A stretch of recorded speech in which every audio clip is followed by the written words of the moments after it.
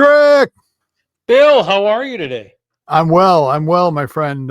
We've got a action-packed, super powerful. What was the movie? History of Violence. It had the whole Eastern European vibe to it. I kind of feel like that's what this episode has got going for it. We've got two gentlemen in our interviews this episode. That one from Slovenia and the other one from another Eastern European region that have the accent to make it totally legit. But I'll tell you what, man, our Eastern European friends really understand air guns on a level that that a lot of other people don't. They make really, really rugged, really sound designs. Some of them aren't the most tunable. They're not the most easily tuned, but if you want something out of the box that is solid as a brick, I mean, just really, really robust, and accurate, they are an excellent solution. It's kind of like the Maserati versus the Fiat, in the sense that, Oh yeah. one is really tunable and one breaks down all the time. No, that's a bad analogy, Pat. I think you're talking about the Pinto. I shouldn't have no. Oh God, no. People start slamming these guns in the back and they blow up. That's a bad analogy too. I'm sorry. It was only 1 year of the Pinto. I know. Only 1 year. Ford guys can put the pitchforks down. It's okay.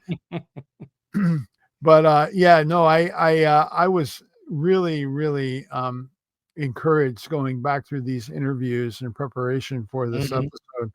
And because they are two fairly robust interviews, we're going to have to be kind of quickish getting to those introductions. But what's going on with you down in Florida this week, Pat? Well, just getting ready for the holiday season coming up. End of the year fun, organizing the guns, getting ready to always go out and shoot iguanas, soon to be pigs. With some of the interviews that we got coming up, we're going to be talking about optics you would use at night is the new avenue that I'm going down and researching, definitely for the new year. So I'm excited for SHOT Show 2025 on that. Taking care of Bonnie like normal. Enjoying the Florida life, although it's been a little chilly still comparatively, but as a northerner, it is wonderful. Hey, at least you're not getting chased around by tornadoes like I am out here. I mean, that thing, no joke, 2.5 miles away from my farm. That's how close that tornado was to me. And it, if it had stayed on the ground, it would have gotten a lot closer, but it only touched down for about 4 minutes and moved about 200 yards through Scotts Valley, California. Wow. And I think that's one of the benefits of me being in the mountains. If I was in flatland, I'm pretty sure that tornado probably would have stayed in contact with the ground a lot longer than it did. But yeah, we dodged that bullet and still have power because, hey, I'm recording and we've got internet. So that part that's crazy. Cool. Yeah, tornadoes aren't normal there, are they? No, very rare, especially in this area because of the mountains and the proximity to the ocean. But yeah, pretty weird. You set that record, and then Florida set a record during Hurricane Milton with over 110 tornadoes, and I had one 2.5 miles from the house. So hey, we got something in common there. But we are pretty flat here, so thank God they did come over here. Yeah, but you skip out. You don't get the earthquakes and the mudslides and the fires and all that stuff. No. We've got a cornucopia of natural disasters going for us out here in California, and an idiot for a governor too. Well, maybe it's punishment. I don't know. Yeah. I guess, but it is what it is. Yeah. So, but other than that, everything's doing well. Just excited for SHOT Show and all the new stuff coming out because that's always the addict version of being an air gunner or a geek is, what do you got now?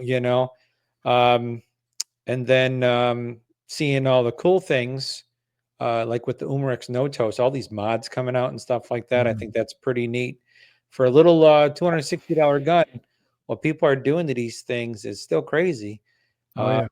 I still get comments on it. You know, hey, what about that no toast? I go, I use one all the time. I love it. Simple, fun, backyard, quiet, Yep. but entry level. Yep. So, Couldn't agree more. yep. Well, So, let's get to our interview with RTI, and let's learn a little bit about a Eastern European air gun that is a very high quality design, and let's learn about what they do to make their barrels unique. definitely. I would definitely pull your notebook out because there is a lot of information in this upcoming interview. All right, let's roll that footage now.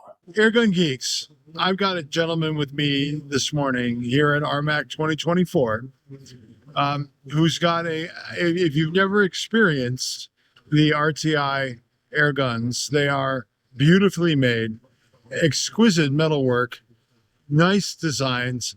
They're rugged, they're overbuilt, they're the right amount of built in my mind. They're very, very solid airgun solutions. And I don't know what it is in the water in Eastern European countries, but you guys do make great air guns. So help us understand who RTI is and what is the design ethos behind your guns. Yeah, so hello everyone. I'm Rock from RTI, the CEO of the company. Oh, wow. Um, We got a high level guy. we're a small team, so everybody's at a high level or at the low level. Depends. It depends of the current work, right? He's still packing boxes in the warehouse during I sure do. Yeah, And reply emails and do more or less everything. sure. Yeah, but I like it. So it's Yeah, very good, very good. so yeah, I don't know. I mean, when we started, we wanted to do a proper hunting gun, and as we discussed off record,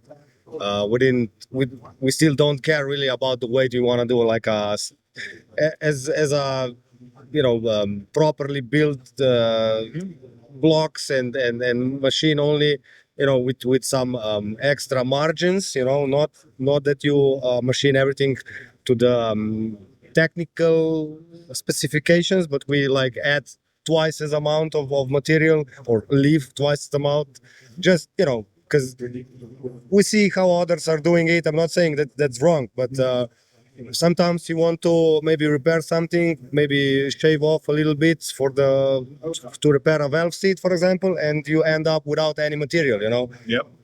So we obviously don't like that. So we try to do, like we said before, like an AK, like a solidly built platform. At the end, it's not the lightest, but yeah. So that's kind of our thing for now. Yeah. So we don't try to do the lightest thing, yeah, but the most efficient and accurate and so on. So one of the most important questions to a lot of our viewers: where do you source your barrels? Do you guys make your own barrel, or is it buy a blank from someone who's Yeah. notable in the barrel making world, or what's your source? So we started with CZ barrels. Uh-huh. I don't know the reason why we started with them. It just it's a good brand. They It's a generally make a pretty good barrel. yeah. But at some point, we wanted to do more, and CZ didn't allow us. I don't know if this is still the case, but back then they didn't allow us to do our custom profiling inside of the barrel. So in terms of our own specifications, they only had a price list with Standard tooling. yeah, exactly. So one twist rate, one rifle per one internal rifling per caliber, and then you had an option to choke or no choke. So basically, that was it per caliber, right? And also they didn't have a 30 caliber, and of course not 35 and on. So only they had 177, 22, and 25. But we started with that, and then we wanted to do more. We thought that those barrels are not really. I mean, the quality is good, but the way. It sounds like the offering was overly constrained. Yeah, so we didn't have an option to tell them what we want in terms of internal rifling, and they would made it for us. And we thought that those standard profiled barrels are not really what airgun industry is going towards, right? Because we used to have those brick barrels, you know, with a low power. That's a totally different story than today's PCPs. Oh yeah, yeah. So we transitioned to Lothar Walter because that allowed us to basically develop our own barrel. So we do that in 22 and 25. Who is also another world-class manufacturer of barrels. So, you know, when somebody tells me we use Lothar Walther or we use CZ, I'm like, okay, they're both quite capable. Yeah. If they meet your criteria. Yeah, So exactly. Yeah. that's excellent. Yeah. So the thing is, I was just discussing with one of the shooters here that, you know, sometimes people say that CZ is like a better, they make better barrels because you can hear Lothar Walter's barrels, some of them are not performing well. And then I explained to him that maybe the reason why Lothar Walter, some of them are not working on some guns is because Lothar Walter allows us as a manufacturer to play with specifications, because Lothar Walter doesn't care if you tell them do a twist rate 1/3, for example. They're not They will going do to it. protect you. Exactly. Right. You will pay for the tooling. They will make a barrel. They will make sure that the barrel is up to the standard, up to the tolerances of what you requested, and that's it, right? If it's You're gonna on your work, own. Yeah. yeah, exactly. If Yeah. it will work or not, that's your problem. They don't care. For the, you know, for the standard portfolio that they offer on the website, they care if they work, right? So those standard barrels they offer, they are tested, you know, and in general they work, you know. But if you want to tickle with the, you know, and develop a new one, you can do it, but it's up to you. They will not help you with that. So it sounds like, from your observation of being on the ground in that arena, you're seeing, you know, the variability is not about quality. It's not about who makes a better quality. Yeah, exactly. It's about who designs a better barrel. Yeah. And Walther is more inclined to let you, to empower you To do what you want. to experiment and explore. And hey, yeah, it may be a mistake, Yeah, exactly. but don't think that it's Lothar Walther's Yeah, mistake exactly. necessarily. Exactly. Yeah. Yeah, I hear you. That's actually, that's a really cool way. Yeah, to I look never, at this. I never thought of it like that. But when that shooter yesterday, when we're talking, and he mentioned that, I said maybe this is the reason, you know, because they allow you to do whatever you want. They are there to make sure that they meet your specifications, right? If the gun at the end or the barrel will perform, it's up to you. They will not give you any advice or guide you, you know, because it wouldn't be fair, even if they know, right? So this is how we see it. So in CZ's defense, maybe this has changed, right? Because it's been like, Sure. I don't know how many years that we work with them. Maybe they also do that now. Honestly, we're all in business, right? Yeah. I'm sure they don't want to give up that business. Yeah. They're going to wake up and realize, hey, these guys aren't talking to us anymore. Yeah. So we were happy, very happy with the barrels. Don't get me wrong. The thing was, well, the situation is like that CZ is doing hammer forging, and Lothar Walter is doing button rifling. It's a different process, but at the end, it's, you know, it's the same. I mean, it's used for the same purpose, right? To shoot. Right. Yeah. And we didn't find, for the standard barrels, when we transitioned to Lothar Walter, we didn't find any difference in our testing. They both performed well. So if anyone asks us, you know, that one is better than that one, we say we didn't notice any difference. But then after we, as I said, we started working on our own design. Of course, we elevated, or we went to the next step. So we cannot anymore compare to CZ because it's a totally different animal. Yeah, I hear you. So I guess I have to ask the question. Because it's Lothar Walther, are you leveraging their polygonal style rifling, using traditional land and groove rifling? So in 30 caliber, we do polygonal, but that's a standard what they offer. I think they don't offer poly as a standard, but they have it if you request for it. But it's the same twist rate. Everything is like standard. We didn't change that for now. We would like to do it, but development of the barrels is expensive in slow process, because we don't do it by ourselves. We just, make up our minds what we want to do, and then pay for the tooling to Walter, and then wait 6, 8, 10 months, depending on the situation. And you won't know if it totally sucks Exactly. until you've invested Then all you that repeat money. the process. Yeah. And Yeah. you know, like that, 2 years pass by and you don't have anything, right? Yeah, except So an empty checking account. yeah, that's true. So we did that with 22 and 25. We actually did 22. I think it was 2018, probably. I'm not sure. We did a very slow twist for pellet, so we called it LR, but what it meant was long range pellet barrel. So this is how we called it. I think it was 1/32 inch, the twist rate, and also, you know, we defined the ratio between landing grooves, the depth between them, you know, the diameter of each of them. So not only the twist, also those parameters we defined, right? It's not all about in the twist, because also What was the data that drove those engineering decisions? Was there data that you had that said, "Hey, we think this will be really cool. Let's go in this direction," or was it just a thought experiment? Well, I guess it was the first thing, you know, because slugs don't really perform in a traditional barrel typically, and same goes for pellets, because the skirt is the one which is actually you know, Doing the engagement. yeah, and if the depth is too much between the lengths and the groove, or the difference in them, you get, like, you know, if you push the pellet through and you check it, the skirt is all, you know, it's too deep, right? It's distorted, yeah. Yeah, or maybe the starting diameter is too small and so on. So this is what we looked at, and we said, let's do it, you know, more shallow.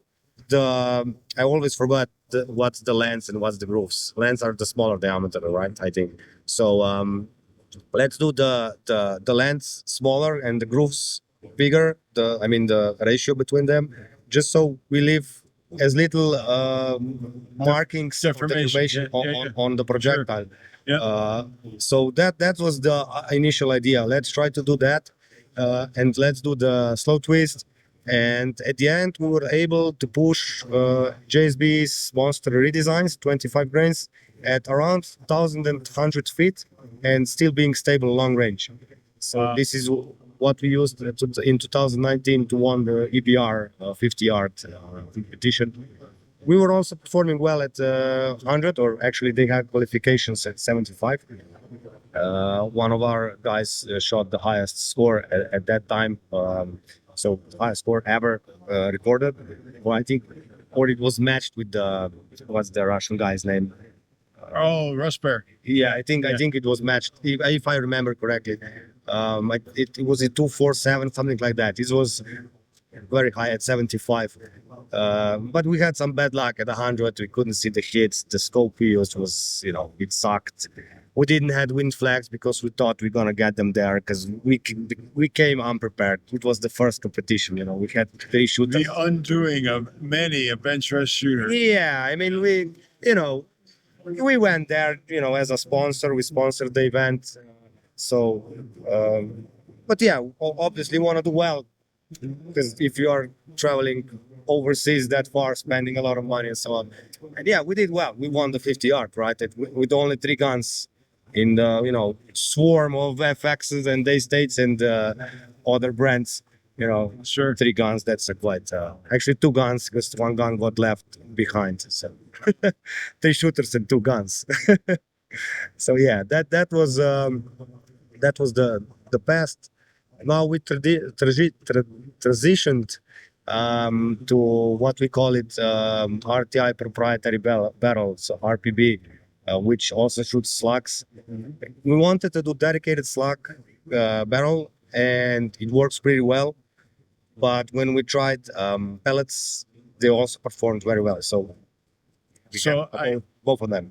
There's a lot of tribal knowledge in the airgun world. Some of it's right, some of it's wrong. Yeah. And if you can't share the answer to this, I understand. But have you found any correlation between a choked barrel and a non-choked barrel and the relationship between pellets versus slugs? So I would say, generally speaking, if we're talking about pellets, it is better to have it choked. It also, yeah. So that would be my observations. But also a light choke for slugs is not a bad thing. They work. It works pretty good.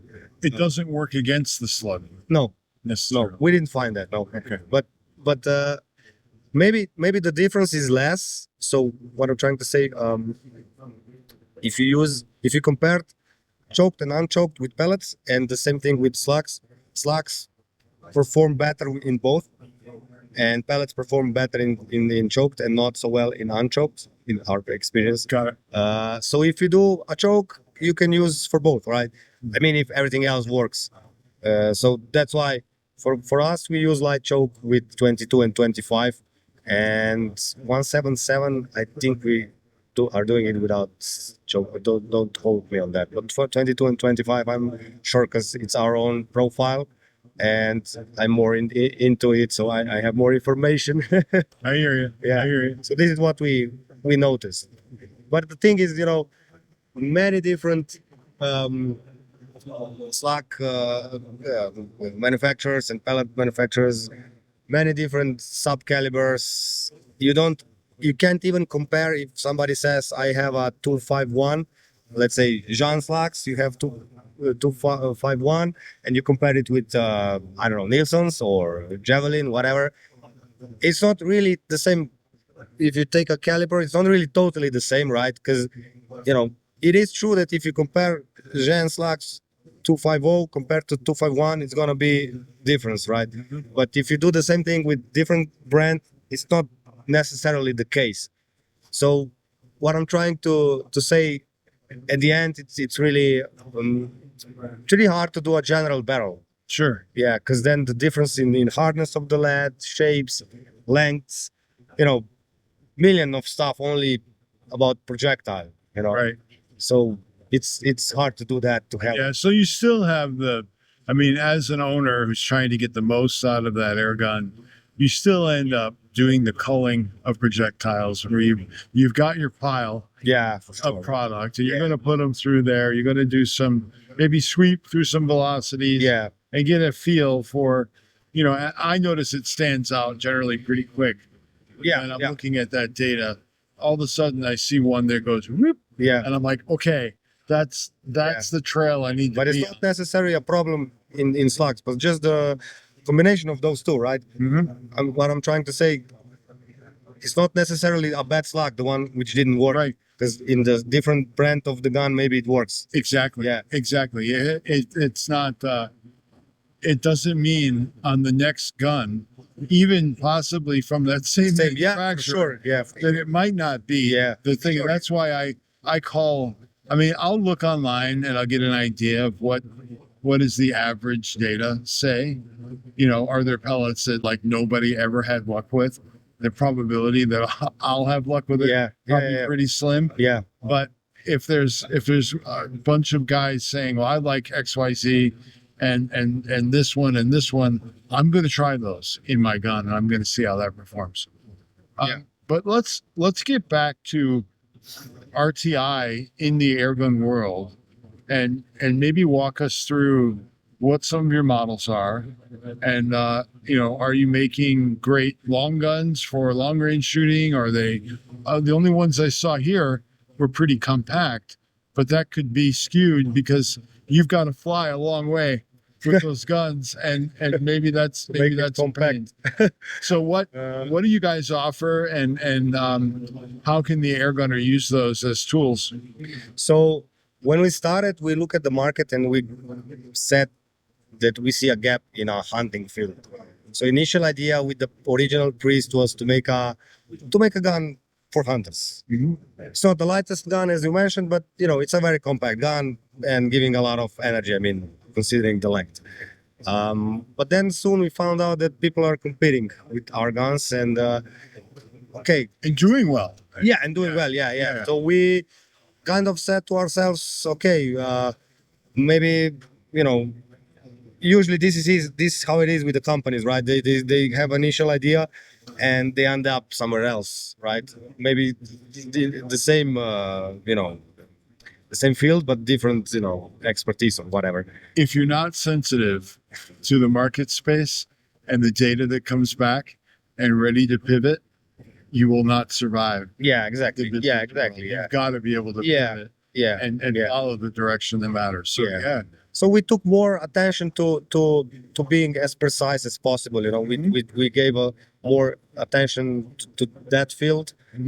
Granted, the bullpups probably aren't the best design for a bench gun. no, That's that's probably common knowledge. It's nothing to right. I'm not afraid to Right. say that Yeah, or yeah. express that. But on the other hand, we are at the RMAC. People are competitors here, but that's just a small amount of people in a grand scale of sales, right? Of course, it's great to do well here, but at the end, people who buy your product usually are not the ones who are here, right? They are the ones who are doing, backyard shooting, whatever. This is maybe 1%. Yeah, exactly. So having like a red panda with I don't know how many pounds, it is a great gun, but I don't think they will sell, a lot to normal end users, right? I kind of get the idea Yeah, that the business idea behind that was generating brand exposure yeah. It could be. more than Yeah, we're going to sell Yeah. 100,000 bench rest guns. Yeah. I don't think that was the idea. I think Yeah. it was let's make this, let's get noted. So I know Donnie. Donnie's a friend of mine. Yeah. I to try to compete with him on that, I'm like, it would cost a lot of money, and your yield may not be what you think Yeah. it's going to be. Yeah. So I appreciate where you guys are going. Yeah. What I am curious about was there seems to be a lot of religious mysticism in your naming of products. You've got the priest, and what are some of your other names? And then the prophet, Oh my gosh. Okay. and now we What's next? St. Peter? well, we kind of had, well, not a big issue, but it's a couple of customers saying that they're not really happy with the naming in certain areas Yeah. of the world. I'm embarrassed. So when we did a third generation of the Prophet, we now call it P3. So just the first letter of the Prophet, then Oh my gosh.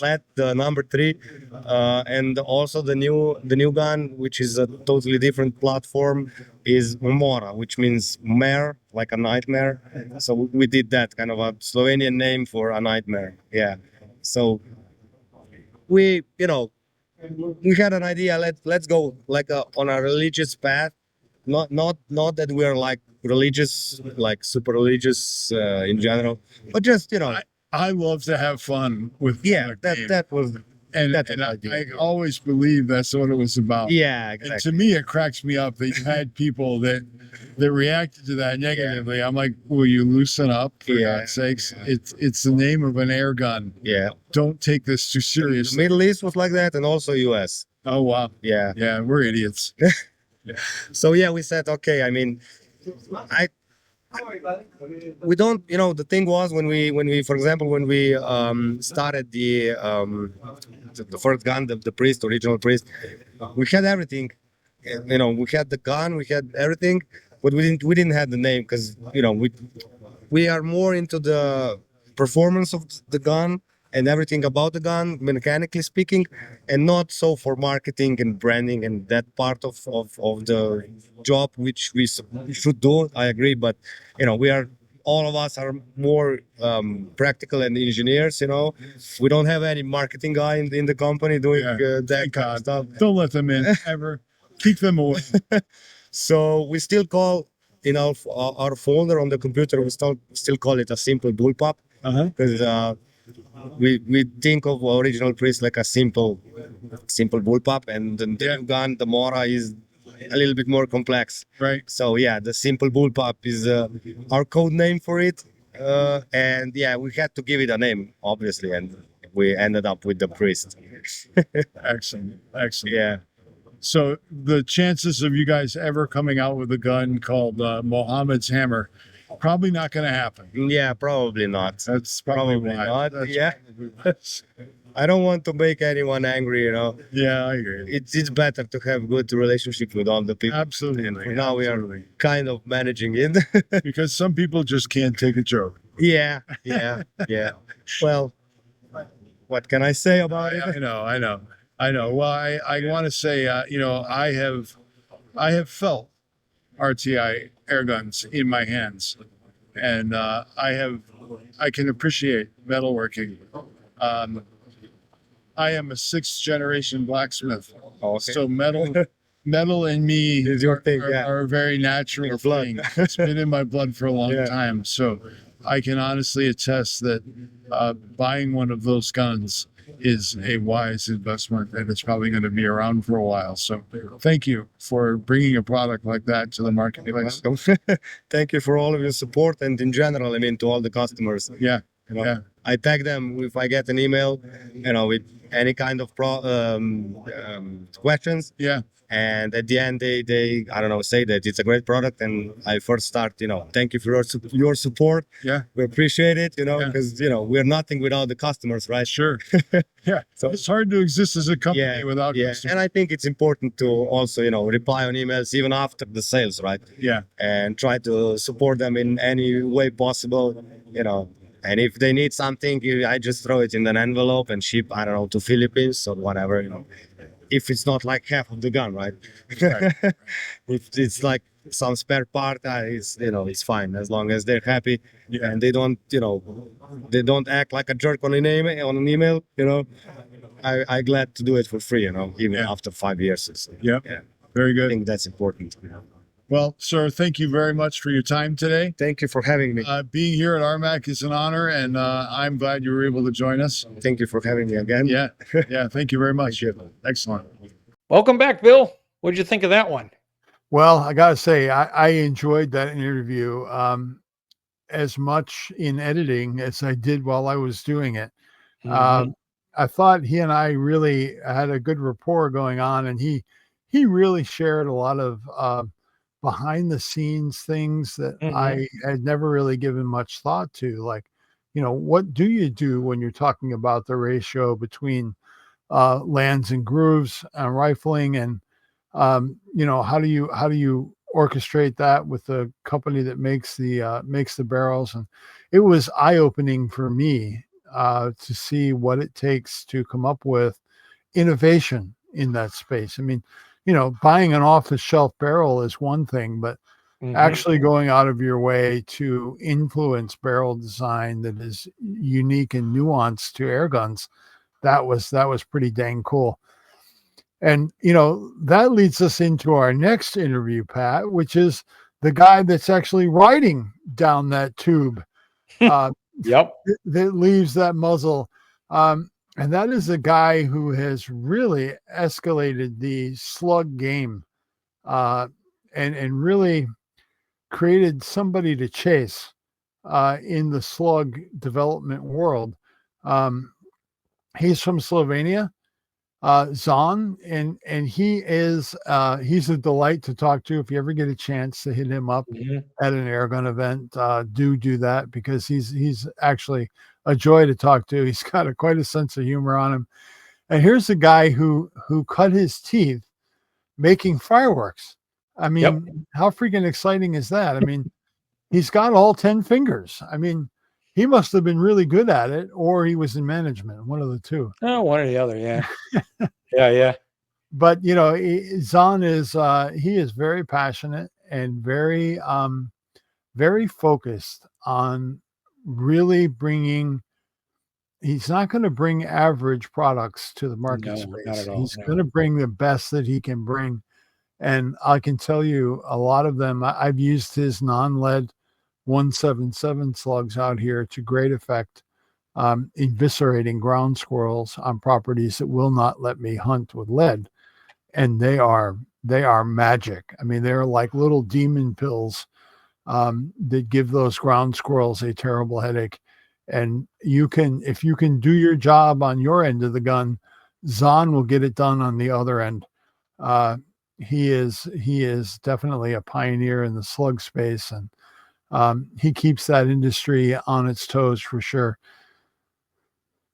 So I couldn't have said it better myself. Yeah, he's very authentic. I'll give you that. Who you see in the videos of him running around and he looks all goofy and stuff, enjoying himself, he's having a blast. But when it comes down to talking about the projectiles, what they're made out of, what they're for, all of it, you better be a little bit of a geek because he'll spew it all out for you. So great guy.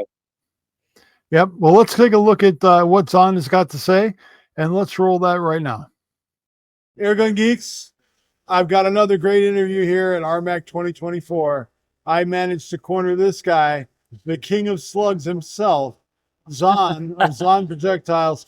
And I got to tell you, this guy has a passion that he brings to making slugs that transcends normal lead. When you're putting Zahn slugs in your machine, you're giving them an extra special treat. So, Zahn, tell us kind of where you came from and how you got into the industry of making slugs for airguns. So, hey, first of all, my name is Jean. As he told you, the Zan company owner, coming from Slovenia. Actually, first I was in the production of fireworks.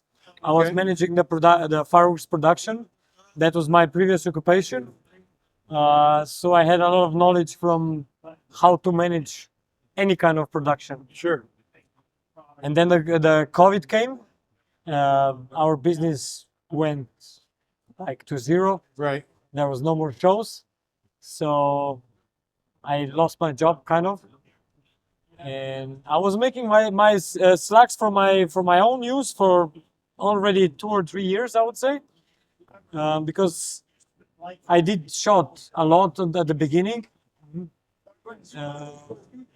So I started to think when I was at home working nothing, what could I do to earn some money? So I said, what if I try to sell some slacks on eBay?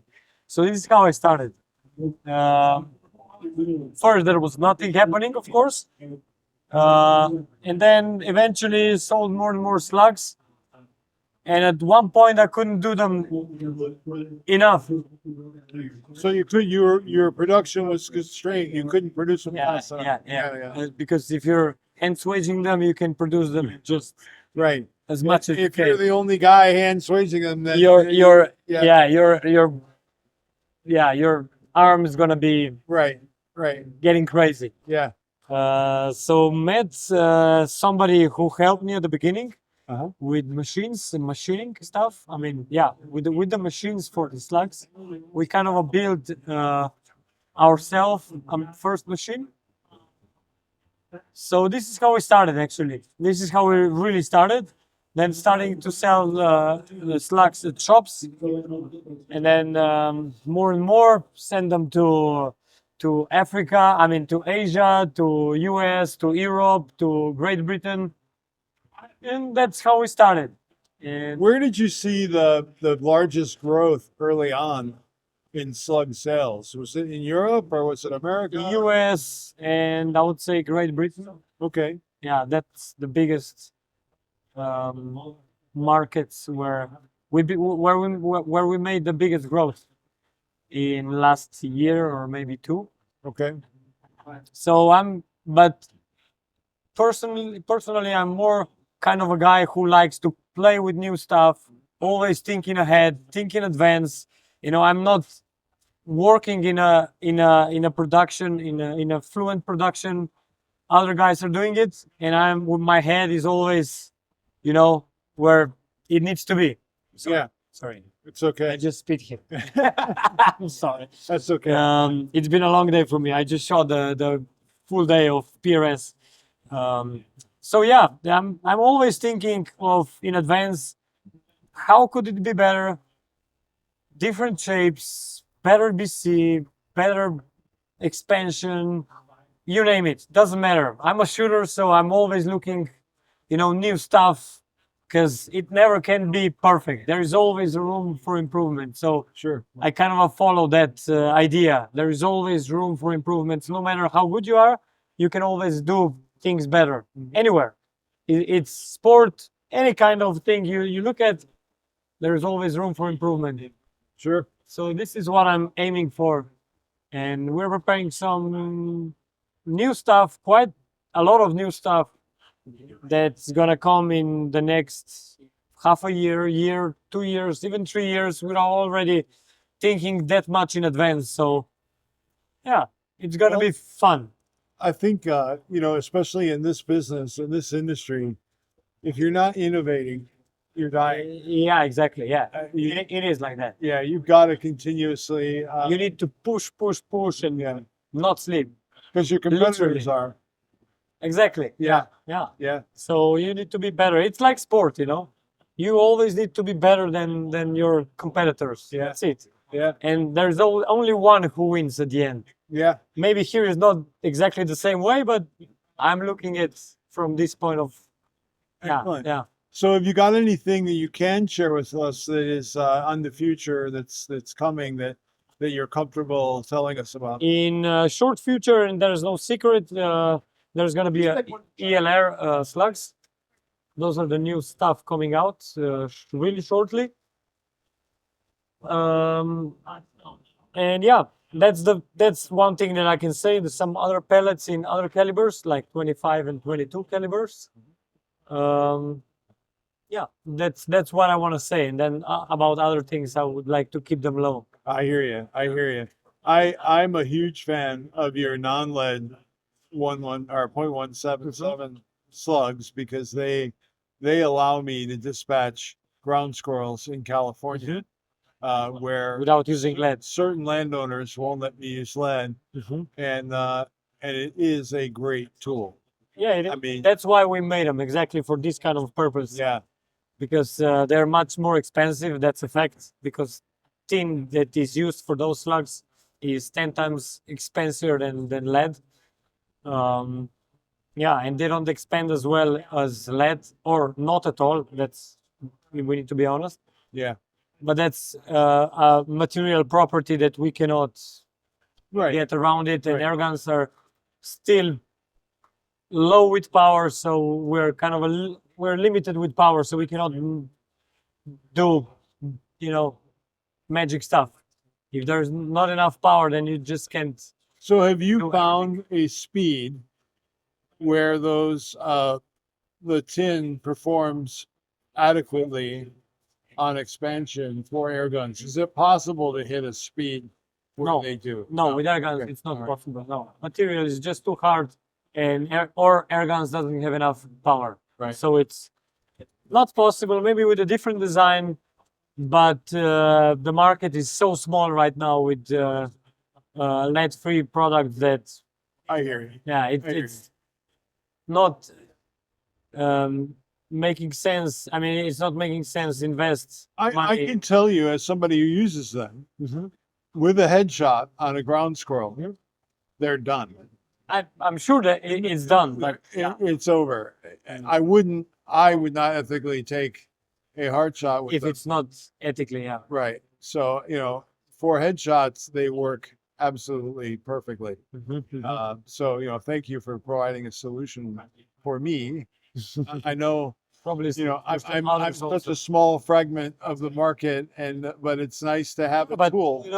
each one is important puzzle Yeah. of a picture. Yeah. You can't say nobody. I mean, the one person is not important because millions of that one person is a million, and I then mean, we're talking about market. So I understand when you're manufacturing something and you got to manage SKUs and all of that stuff. yeah. Sometimes smaller markets that are niche are tough. Yeah, tough. Yeah. Tough to justify Yeah. the development costs, the expense, and all of that. So I just want to say thank you for making that available. I am probably going to be looking into more of your 30 cal offerings here shortly because I have a growing coyote problem. Okay, but you're talking about lead free. No, I don't care. On my property, Okay, I understand. I want to end that coyote. They decimated my chicken population by over 50%. That's a lot. So they came in and killed a lot of birds that were actually pretty cool birds. And it was unhappy times on my farm. Dealing with my wife because So you need to go with heavy 30 grain slugs. Oh yeah. I'm bringing the hellfire. I'm bringing the hellfire to this fight. But it's so fun because here at Armac, you get to talk with so many amazing vendors. And I was talking to the thermal vision guys, and I'm like, it's much easier for me to hunt these dogs at night. At night. Because Yeah, for two reasons. Number one, I can see better than they can with thermal. And number two, they are nocturnal typically anyway. Yeah. And number three, it keeps me out of the eye of my neighbors Also, who are not. It's not a mutually supported environment for me as a shooter. I pull that. I have an Impact Mark III that's got a lot of optics and stuff on it. When I pull that thing out, their image is I'm going to war. And oh my God, what is that thing? They don't understand that it's an air gun. So being at night gives me a lot of advantages. So, I really think my FX air gun, 30 cal slugs from Zahn, and some good thermal imaging, I should be all set. Yeah. well, just go for it. Yeah, hell yeah. Well, Zahn, thank you very much for You're taking welcome. the time to share your story with us. I really appreciate it. I tried to get him at IWA 2024, and Yeah, he had it was a crazy time. he had the most beautiful display there. It was, sometimes you walk through a trade show and you look at the aesthetic of somebody's layout and you're like, okay, the janitor did that. When you saw Zahn's, it was first class all the way.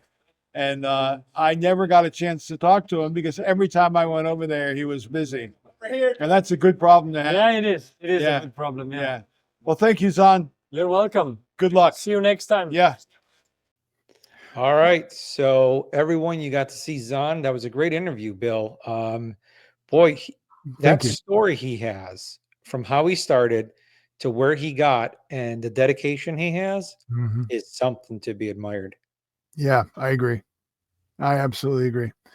I really wanted to speak to Zahn when I was at IWA last year, and I couldn't get anywhere near his booth.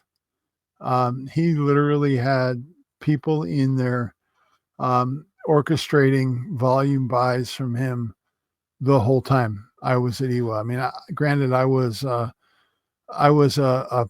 paid asset to be at IWA, so I had limited time to go out and explore. So I didn't get to get around the horn as much as I wanted to. But I did want to speak with Zahn in Europe, but couldn't make that happen. But happy that he got the reception that he got there, and I'm telling you, Pat, his booth was absolutely amazing. And if I can find them, I'll put up some images of what his booth looked like here. But Zahn has got it going on, and this whole Eastern European connection to the airgun world, they've got some very unique designs, and on all aspects of airguns, both the guns, and the things they chuck in the air. That's really what this episode is all about. Couldn't agree with you more. Slugs have always been, a distant thing for me, but seeing all these slugs coming out really makes me want to get a slug gun and do some specific hunting with those. But it's because everyone knows I'm average. I shoot pellets because of what I'm doing, but it's pretty interesting what's come out just here in 2024, and to see what's going to come out in 2025, and then what comes out at IWA is going to be interesting too, because the European markets are very different. That's good to see that he's come from nothing and now he's in the top tier of ammunition makers for air rifles. So Yeah, I mean, bravo for him going Yes. from laid off unemployed to, leading a very successful projectile company. yeah. Well, if anyone has any questions, don't be afraid to email us here at airgungeeks@gmail.com. Any And not upcoming just questions. If you've got comments, you like the show, you didn't like a show, you want more of this or less of that, or, Mhm. less Bill, more Pat, less Bill, whatever you want. or no Let, pet, no bill, you know. let, let us know. We'd be happy to try and make this a better program for you. Definitely. And if you use Apple Podcasts to listen to the podcast, please give us 5 stars.